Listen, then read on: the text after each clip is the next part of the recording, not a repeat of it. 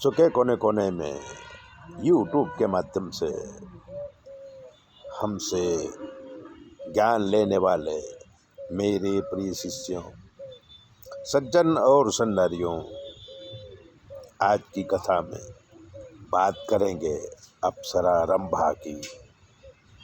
इंद्र के दरबार में दैवी कोटि की अनेक अप्सराएं हैं। उसमें रंभा का सौंदर्य अलौकिक है। उसका वर्णन शब्दों से नहीं किया जा सकता। अगर किसी स्त्री के सौंदर्य का वर्णन करना हो तो कहते हैं रंभा जैसी है। इतनी सुंदर अप्सरा एक बार सुखदेव जी के पास आई। सुखदेव जी बाल योगी थे। श्रीमद् भागवत के आदि वक्ता हैं और सुखदेव जी पर रंभा मोहित हो गई और कहा कि योगी जी, मनुष्य शरीर पाके सुंदर स्त्री का सहवास इस पुरुष ने नहीं किया और उसके साथ तरह तरह के भोग नहीं भोगा। वो नरदेह पाकर भी जीवन प्रथा गंवाया है। वृथा गतम तस्य नरस्य जीवनम। यानी रंभा सुखदेव जी को काम वासना में सानना चाहती थी। सुखदेव जैसे योगी को भोगना चाहती थी। रंभा कोई साधारण स्त्री नहीं थी।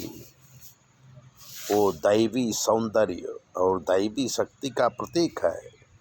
उसने रावण को श्राप दिया था कि अगर किसी स्त्री के मर्जी के बिना तुम उसको स्पर्श करोगे तो वहीं पर भस्म हो जाओगे।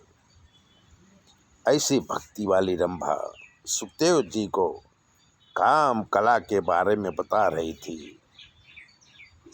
तब सुखदेव जी बोले कि सुनो, नारायण पंकजलोचन प्रभो केयूरहारै परिशोभमाना भक्त्या युतो येन सुपूजितो नहीं वृथा गतं तस्य नरस्य जीवनम। केयूर आदि मालाओं से शोभित कमल के फूल जैसे आँखों वाले परमात्मा का पूजन जिसने किया नहीं उसका जीवन व्यर्थ है। फिर कहा कि जिसके वक्षस्थल पर लक्ष्मी जी की शोभा है, ध्वजा में गरुण जी विराजते हैं, सुदर्शन चक्र धारण करते हैं, ऐसे सुंदर मुकुंद नारायण जी को भक्ति नहीं करता, उस नर का जीवन व्यर्थ है। यानी जो नर तन पाके भोग विलास में लिप्त है उसका जीवन बेकार है। सुखदेव जी की वाणी और ज्ञान सुन के रंभा उन्हें नमस्कार करके स्वर्ग में चली गई। तो शास्त्रों में सुख रंभा संवाद बहुत प्रसिद्ध है, जो हमें भक्ति मार्ग में ले जाता है और काम वासना से बचाता है। ऐसी कथाओं को सुनने के लिए चैनल को सब्सक्राइबर कर लीजिए, लाइक कर दीजिए।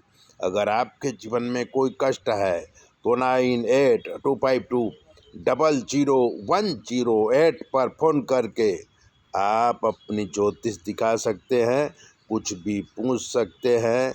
हम आपकी सारी बातें बताएंगे। हमें सुनाई नहीं देता इसलिए जवाब हमारी बेटी देगी। जय भोले।